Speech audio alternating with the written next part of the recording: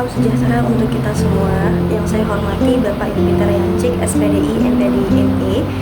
Saya Hasna Aina Salsabila dari jurusan Manajemen dengan NPM 092024090087 kelas A1. Pada kesempatan ini saya akan menyampaikan beberapa poin mengenai Pancasila sebagai sistem filsafat.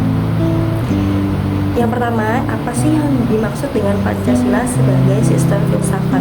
Nah, Pancasila sebagai sistem filsafat ini berarti bahwa Pancasila ini dipahami bukan sekedar sebagai dasar negara atau ideologi, tetapi juga sebagai suatu sistem pemikiran yang mendalam dan menyeluruh mengenai kehidupan manusia, masyarakat, dan juga negara. Nah, Pancasila ini memiliki struktur yang sistematis dan juga hierarkis, di mana setiap silanya ini saling berkaitan dan membentuk kesatuan yang utuh. Nah, sebagai sistem filsafat, Pancasila mencerminkan nilai-nilai dasar yang mendasari pandangan hidup bangsa Indonesia seperti ketuhanan, kemanusiaan, kebangsaan, demokrasi, dan juga keadilan sosial. Kemudian, makna dan juga implikasi dari setiap sila Pancasila secara filosofis.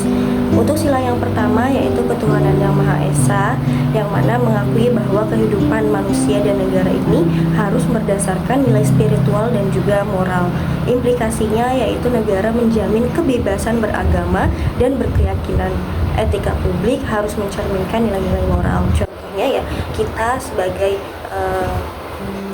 penduduk warga negara Indonesia ya wajib mempunyai yang namanya status agama masing-masing, agama Islam, agama Katolik, Kristen, dan lain sebagainya. Kemudian sila kedua yaitu kemanusiaan yang adil dan beradab. Makna filosofisnya pengakuan atas martabat manusia yang setara dan juga berakal budi. Implikasinya yaitu penegakan HAM, keadilan sosial, dan perlakuan manusiawi terhadap sesama.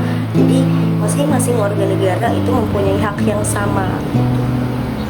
Kemudian sila ketiga, persatuan Indonesia.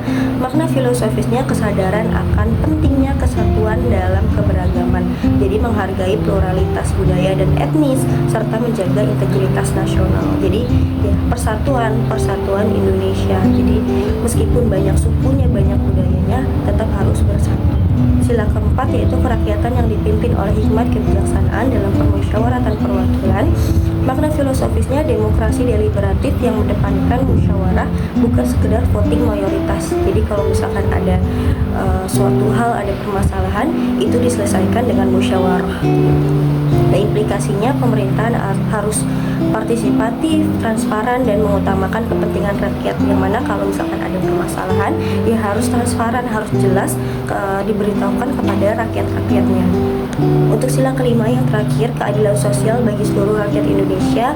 Makna filosofisnya tujuan akhir dari kehidupan berbangsa adalah tercapainya kesejahteraan dan kesetaraan. Implikasinya yaitu negara wajib hadir dalam distribusi keadilan ekonomi, akses pendidikan, dan kesehatan bagi semua. Jadi negara ya wajib distribusi keadilan ekonomi, baik dari segi ekonomi, pendidikan, dan lain sebagainya. Kemudian bagaimana sih relevansi Pancasila sebagai sistem filsafat dalam konteks Indonesia modern? Nah, Pancasila ini tetap sangat relevan karena ya menghadapi tantangan globalisasi. Pancasila menjadi filter nilai-nilai asing yang masuk agar tidak merusak identitas bangsa. Kemudian menjaga pluralitas, mendorong etika politik dan hukum, menjawab kesenjangan sosial. Jadi Pancasila ini kesimpulannya sebagai sistem filsafat memiliki peran vital dalam membentuk arah masa depan bangsa Indonesia. Sebagai dasar nilai dan pandangan hidup, Pancasila memberikan fondasi filosofis yang kokoh untuk membangun masyarakat yang religius, manusiawi, bersatu, demokratis, dan berkeadilan sosial. Oleh karena itu, untuk menjamin masa depan Indonesia yang berdaulat, adil, dan sejahtera, penghayatan dan pengamalan nilai-nilai Pancasila perlu terus diperkuat dalam semua aspek kehidupan berbangsa dan bernegara. Mungkin cukup sekian dari saya penjelasan mengenai filsafat Pancasila. Dari awal, bila ada kesalahan, saya mohon maaf. Wassalamualaikum warahmatullahi wabarakatuh.